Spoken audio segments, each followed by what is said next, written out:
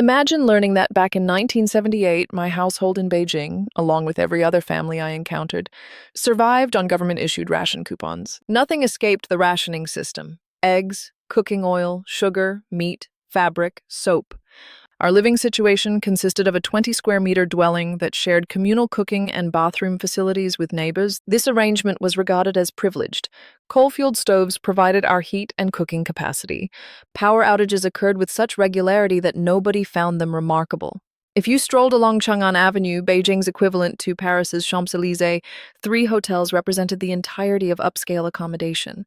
The sparse automobile traffic navigated through an ocean of bicycles. Jump ahead 4 decades to the present day. That identical boulevard now features designer boutiques lining both sides: Gucci, Louis Vuitton, Hermes. China has claimed the position as Earth's largest luxury goods market.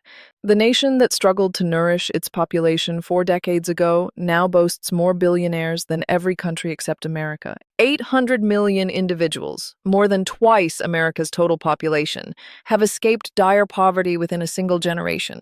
No period in recorded history has witnessed such dramatic narrowing of wealth gaps. The entire transformation unfolded within one human lifetime. Allow me to reveal how this unfolded. This isn't merely an account of economic expansion. This represents the most spectacular metamorphosis any major nation has experienced in contemporary history. And it's a narrative that almost nobody beyond China's borders genuinely comprehends.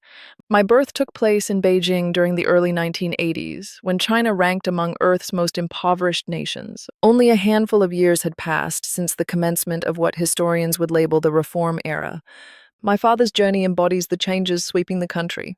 Throughout the Cultural Revolution, authorities dispatched my parents to perform manual labor in China's rural southern regions. My father's prospects pointed toward spending his existence in the countryside, employed in a slaughterhouse processing pigs. Then 1978 arrived and rewrote everything. Deng Xiaoping, China's new paramount leader, reinstated the national university entrance examination that the Cultural Revolution had eliminated. My father ranked among the initial students sitting for this test. Years of crushed aspirations concluded with a single acceptance notification. He vaulted from remote countryside to a premier university in the nation's capital. I entered the world there in Beijing, where our modest private dwelling was viewed as remarkable luxury. This miracle was replicating itself across China, not simply economic expansion, but the inconceivable transformation occurring for hundreds of millions of Chinese households within a single generation. Grasping how this occurred requires understanding China's position in 1978. And I mean genuinely understanding it, because the starting conditions make the transformation even more astonishing.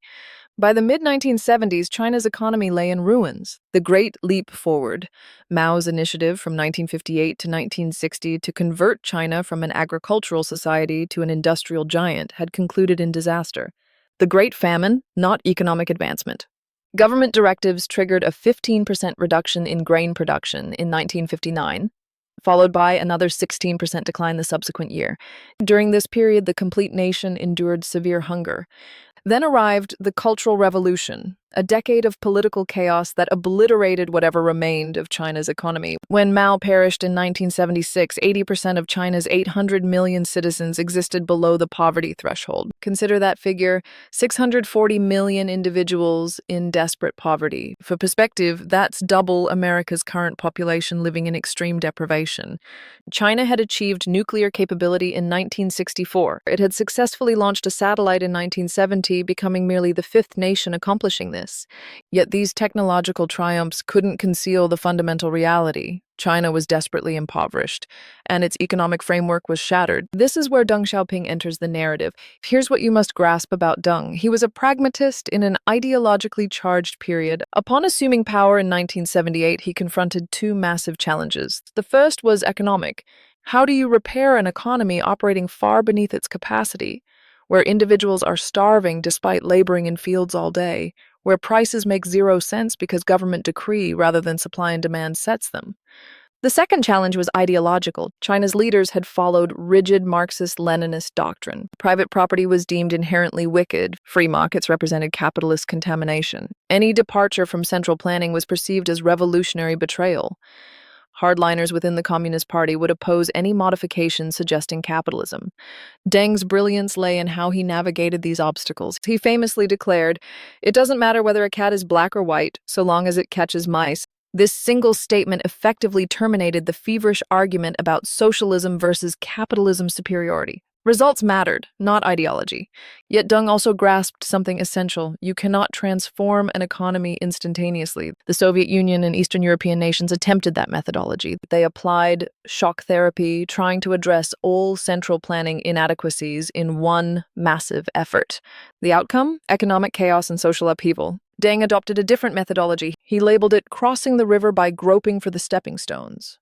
Progress gradually, experiment with modifications, observe what succeeds, adjust based on outcomes. This gradualism permitted China to transform without destabilizing the complete system. Thus commenced what would become 4 major reform waves, each targeting a specific weakness in China's economic structure, each triggering a growth surge. The initial wave began with agriculture. When Deng assumed power, 80% of Chinese citizens inhabited the countryside. They labored in people's communes, collective farms where families toiled together, receiving tiny, equal portions of whatever they produced. The arrangement provided virtually zero incentive to work harder or smarter. So despite most Chinese working in fields, agricultural production couldn't nourish everyone. Deng's solution was elegant and revolutionary: introduce a dual pricing system. Replace collective farming with a household responsibility arrangement. Allow farmers to work individual land plots.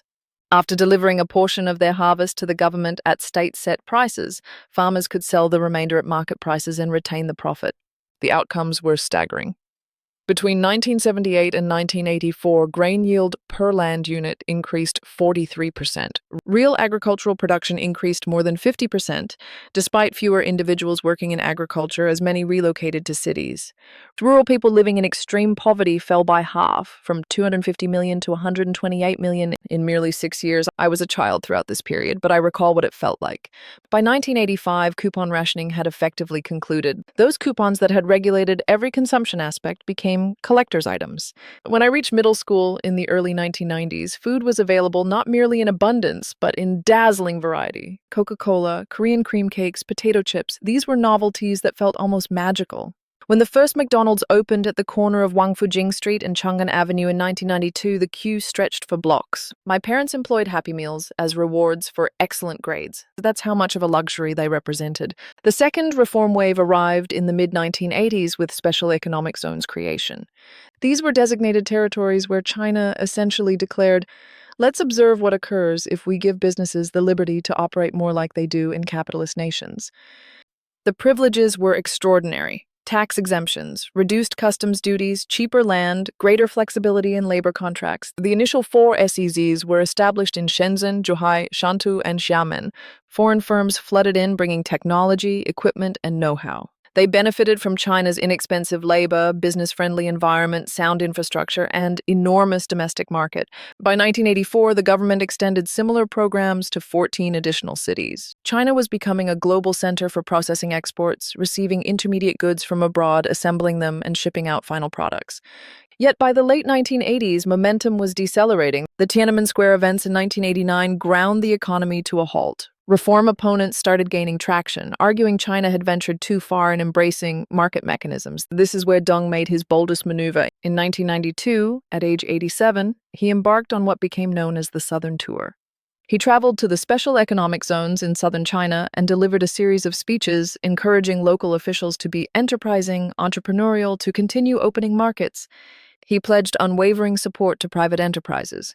The message was transparent. Reform was not merely continuing, it was accelerating.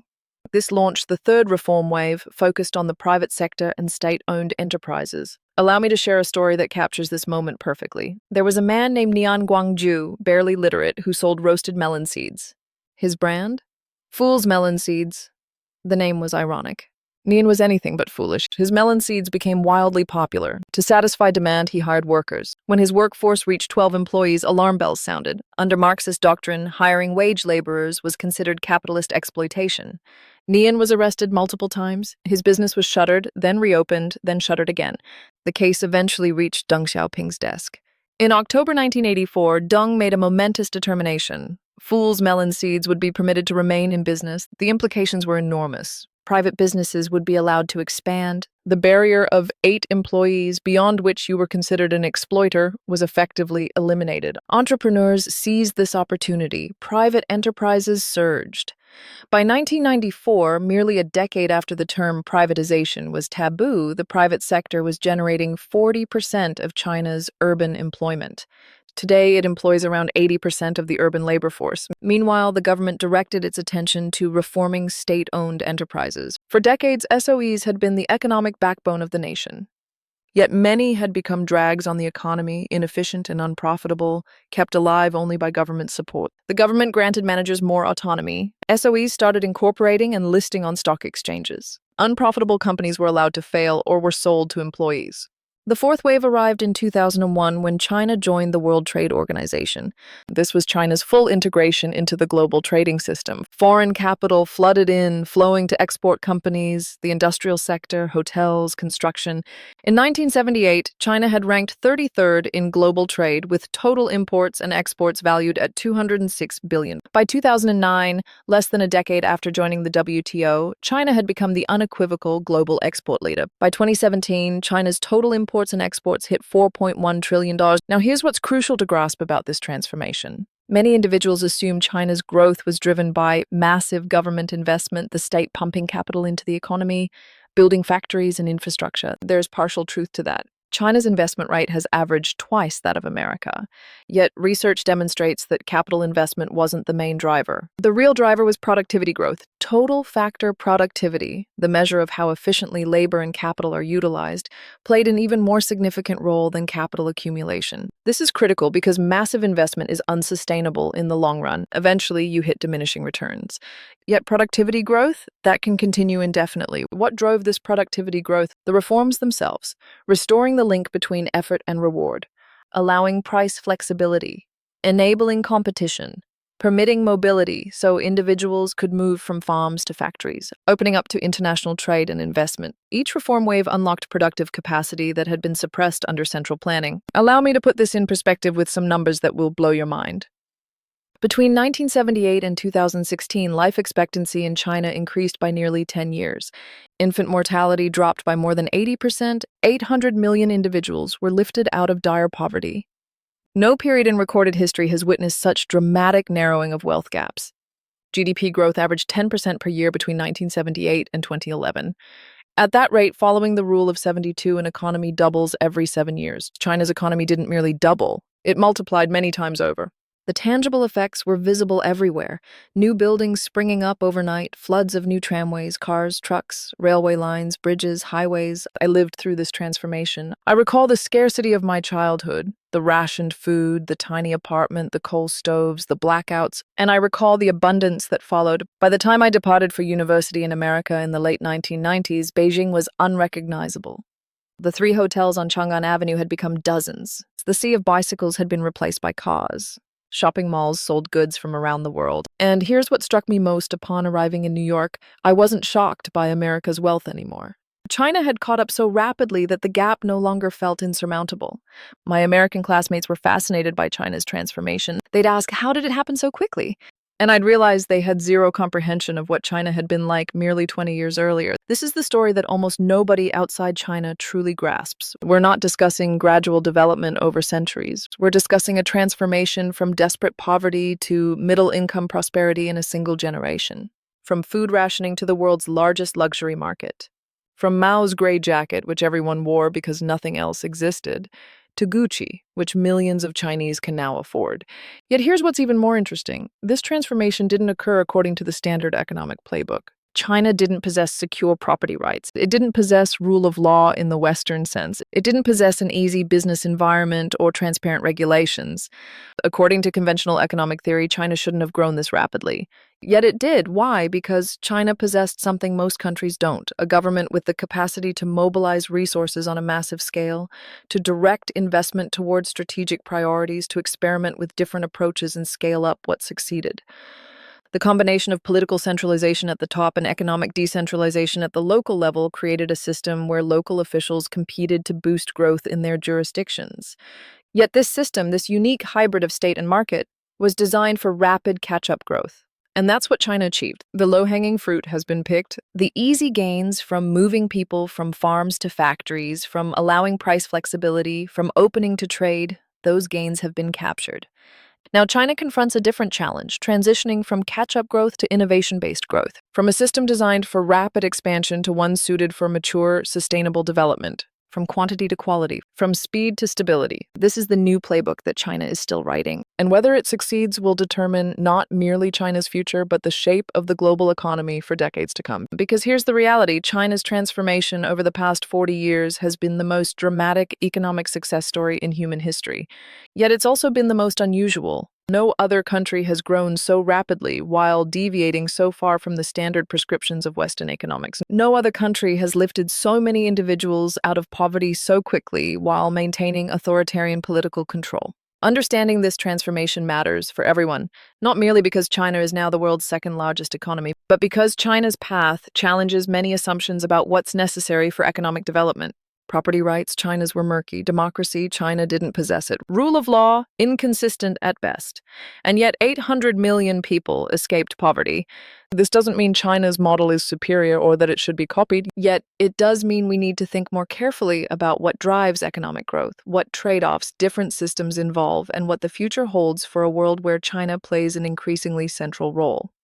In the next episode, we're going to dive into one of the most distinctive features of China's system, the one that drives economic growth at the local level, but also creates some of the biggest challenges China faces today. It's called the mayor economy. And understanding it is key to understanding how China actually works on the ground in cities and provinces across this vast nation. Yet it all starts here with this transformation. From Mao's jacket to Gucci, from food coupons to luxury boutiques, from desperate poverty to middle-income prosperity. In 40 years, one lifetime, this is the China miracle. And now you understand how it happened.